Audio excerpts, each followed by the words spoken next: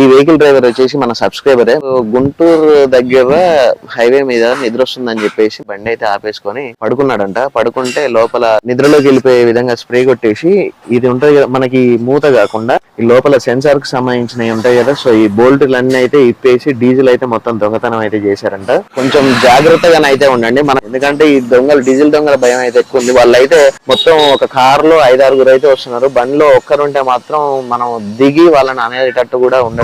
ఎందుకంటే మనం దిగేలోపే వాళ్ళు కర్రలు పట్టుకొని డ్రైవర్లను కొట్టడం అట్లనైతే చేస్తా ఉన్నారు. నేను చెప్పే సజెషన్ ఏంటంటే, నిద్ర వచ్చేటట్టు అనిపిస్తే ఏదైనా డాబాలోకి వెళ్ళి అక్కడ ఒక 50 రూపాయలు వాచ్మెన్ కి ఇస్తే వాచ్మెన్ నైట్ మొత్తం అయితే చూసుకుంటాడు అన్నమాట. ఆ విధంగానైనా ఆపుకోండి, లేదంటే ఎక్కడైనా పెట్రోల్ బంక్ లోనైనా ఆపుకోండి. రోడ్డు మీద ఆపుకొని పడుకుంటే డీజిల్ దొంగతనాలు జరిగే అవకాశం అయితే ఉంటుంది. ఒకవేళ సింగిల్ గా ఉండి మనం ఏమన్నా బయటికి వద్దామని చూసినా కూడా డ్రైవర్లను కొట్టే అవకాశం కూడా ఉంది. ఆల్రెడీ ఈ విధంగా అయితే చాలా చోట్ల జరుగుతూనే ఉన్నాయి.